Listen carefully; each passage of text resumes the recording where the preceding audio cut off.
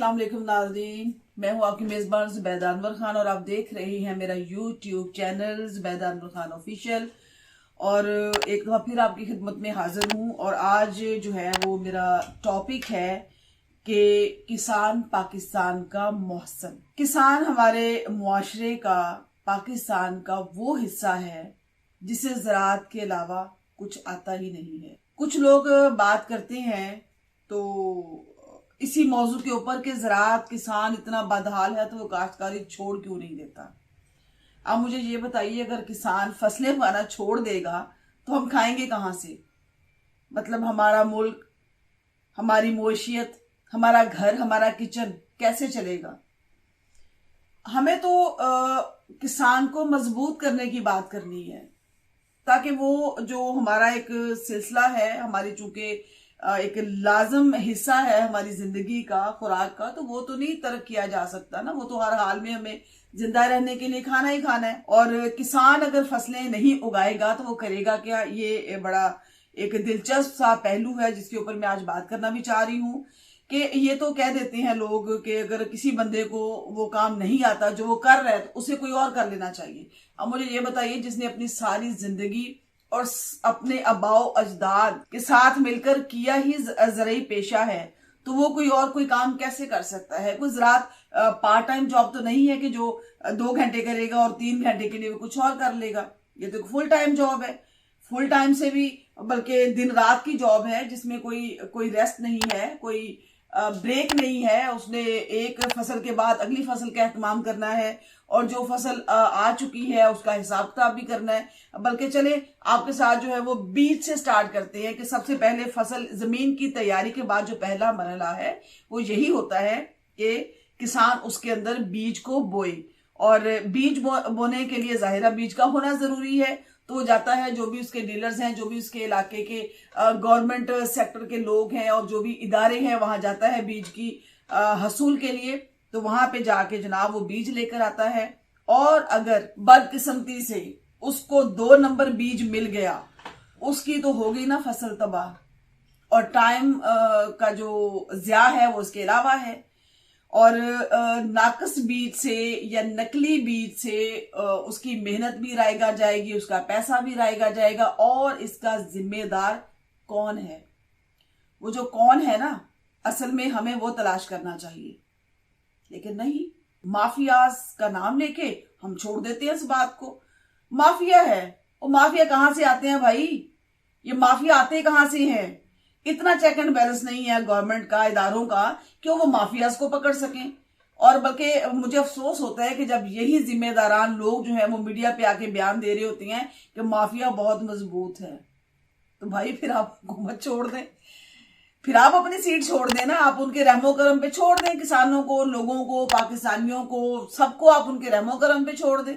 वो जिस तरह चलाना चाहते हैं, मनमर्जी करना चाहते हैं, वो करें। वो नकली बीज दें, नकली खाद दें, वो किसान की गर्दन उतार दें, उन्हें करने दें। फिर अगर आपके पास ये इख्तियार ही नहीं है कि आप ऐसे लोगों को पकड़ सकें जो किसान का टाइम जाया करता है, उसका पैसा जाया करता है, उसका हौसला पस्त करता है, तो फिर आप अपने हाथ खड़े कर लें। इंतहाई अफसोस की बात है कहने को। मैं तहे दिल से ये समझती हूं कि किसान पाकिस्तान का मोहसन है। और जिस दिन ये मोहसन मर गया ना, उस दिन आप भी जाएंगे। तो खुदा का वास्ता है, जो हुकूमती मशीनरी में लोग बैठे हैं, मेरी उनसे हाथ जोड़ के इल्तिजा है, किसानों को बचाएं, किसान के हाल पे रहम करें, इन्हें बख्श दें। इनकी कोई गलती नहीं है सिवाय इसके कि ये आपकी टूटी फूटी फटीचर किस्म की मुआशियत को सहारा किसानों ने ही दिया हुआ है। माफ कर दें, सपोर्ट करें इनको साथ लेकर चलें, इन्हें मजबूत करें, इन्हें सहूलत दें। इनके खिलाफ जो माफियाज हैं, जो बाजार में चीजें सरगर्म है, उन्हें पकड़ें, रोकें, उन्हें जुर्माने करें, उन्हें सलाखों में बंद करें, जो आपकी मुआशरत को तबाह करने के दर पे हैं। यहाँ पे इलामा मोहम्मद इकबाल, शायर मशरक, ने एक बड़ा ही खूबसूरत शेर कहा था। यकीनन किसी ऐसे ही मौके पे उन्होंने कहा होगा, कोई ऐसी ही सूरत हाल उनके सामने भी आई होगी, तो उनकी जुबान से और उनके दिल से ये शेर निकला होगा। मैं आपके साथ शेयर करती हूँ। इलामा मोहम्मद इकबाल फरमाते हैं, जिस खेत से दहकान को मुयस्सर नहीं रोजी, जिस खेत से दहकान को मुयस्सर नहीं रोजी, उस खेत के हर खोशाए गंदम को जला दो। बड़ी गहरी बात है कि जिस खेत से, जिन फसलों से, जिस काश्तकारी से किसान अपना घर नहीं चला पाता, अपने बच्चों को नहीं पढ़ा सकता आला इदारों में, अच्छे एजुकेशनल इंस्टीट्यूट में, तो फिर क्या फायदा है उसकी उस मेहनत का, उसकी उस रोजी रोटी का, कि उसके घर में खुशहाली ही नहीं आएगी, उसके घर में दिया ही नहीं जलेगा। तो क्या फायदा इस चीज का? फिर जनाब हुक्मरानों, सोचो समझो। मैंने तो बुजदार साहब से भी मुलाकात की है, उनसे भी यही कहा है कि सर कुछ करें किसानों के लिए।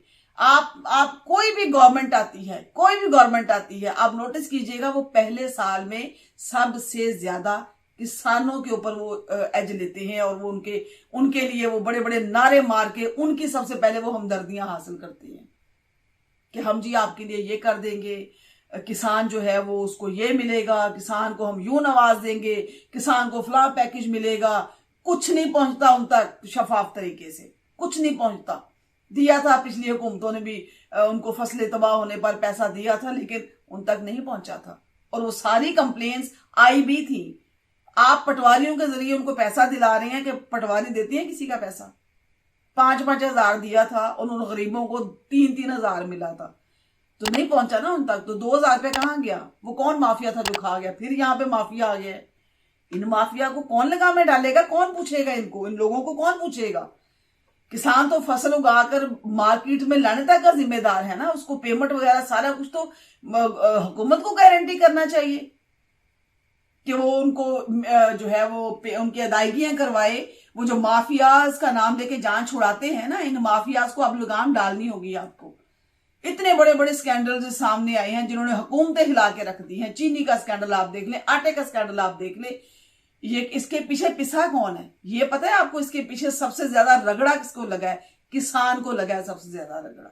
टॉपिक ऐसा है कि मैं खुद भी जो है वो ज़हनी तौर पे काफी डिस्टर्ब हो गई हूँ इस चीज को लेके, कि जो बातें खबरें सामने आती हैं, इंतहाई अफसोस होता है कि क्या बनेगा, क्या होगा, आने वाले वक्त कैसा होगा। जिस तनासुब से हाउसिंग सोसाइटियां बन रही हैं, इससे तो यही पता चलता है कि किसान का जो है वो माइंडसेट चेंज हो रहा है, और कहीं बड़े लेवल पे चेंज ना हो जाए कि हमें पता चले कि हमें फसलें बोने के लिए तो जमीन ही नहीं बची। जो कारआमद जमीन थी वो सारी हाउसिंग सोसाइटियों में बहुत बड़ी रकमें अदा करके तो किसानों से खरीद ली है। जाहिर है किसान भी बददिल हो सकता है, वो भी इंसान है, उसने भी अपना घर चलाना है, उसने भी अपने बच्चों को पढ़ाना है, उसने भी अपने बच्चों को मोटरसाइकिल गाड़ी लेकर देनी है, उसने भी खुशहाल जिंदगी गुजारनी है। तो ऐसा हो भी सकता है, एक खदशा है, एक जो है वो बड़े तब्दीली का पेशे खैमा भी हो सकता है। तो हुकूमत को सोचना होगा, मुतलका ज़राअत की मिनिस्ट्रीज को सोचना होगा, बैठना होगा, बात करनी होगी कि किसान को किस तरह से हम सहूलियात दे सकते हैं, और फुल प्रूफ, अल्लाह का वास्ता है, फुल प्रूफ इकदामात करना होंगे। ये छोड़ दें आपके जो एक लंबी लाइन लगा देते हैं लोगों की कि किसानों तक वो चीज पहुंचते पहुंचते जो है वो बराए नाम सी रह जाती है। इस बंदर बांट में जो है ना वो किसान मुस्तफीद नहीं होता, लेकिन जो लोग उसमें असाइन किए जाते हैं ना वो सारे अच्छे तरीके से मुस्तफीद जरूर होती हैं। अब मैं यहीं पे वाइंड अप करूंगी इस बात को, और आपके फीडबैक का मुझे इंतजार रहेगा कि मैंने जो किसान के लिए जिस तरह से मैंने बात की है, जिस तरह से मैं सोचती हूँ, मैंने आपके साथ शेयर किया है, कुछ चीज़ों को लेके, कुछ गवर्नमेंट के जो ऑफिशियल्स हैं उनको भी मुखातिब किया है कि अल्लाह का वास्ता है इसके ऊपर आप सोचें, गौर करें और बताएं कि किसान के लिए किस तरह से काम करना होगा। बड़े बड़े जरखेज और जहीन दिमाग हैं अल्हम्दुलिल्लाह पाकिस्तान में, और मिनिस्ट्रीज में वो लोग मौजूद भी हैं। आप उनकी ड्यूटीज लगाएं, उनको बिठाएं, उनसे कहें लाएअमल तैयार करें जिसका बराह रास्त फायदा जो है वो किसान को पहुंचे और वो मुस्तफीद हो, और वो ज्यादा अच्छे तरीके से जो है वो ज़राअत को आगे लेकर चले। इसके साथ ही आपसे इजाजत, और इजाजत से पहले फिर वही रिक्वेस्ट कि मुझे आपसे सब्सक्रिप्शन चाहिए, क्योंकि आप सब्सक्राइब करेंगे तो मैं और ज्यादा अच्छा बेहतर परफॉर्म कर सकूंगी, क्योंकि मुझे इंतजार होगा कि लोग देखना चाहते हैं, सुनना चाहते हैं जो मैं बात उनसे करती हूँ, जो मैं बात आप तक पहुंचाती हूँ। लेकिन इसके साथ साथ लाइक्स और शेयर भी चाहिए मुझे, क्योंकि आप लोग शेयर करेंगे तो और ज्यादा लोग देखेंगे, ज्यादा लोग देखेंगे तो ज्यादा अच्छा फीडबैक मिलेगा और मैं ज्यादा बेहतर काम कर सकूंगी। Thank you so much. इसके साथ ही मुझे दीजिए इजाजत। अल्लाह निगहबान।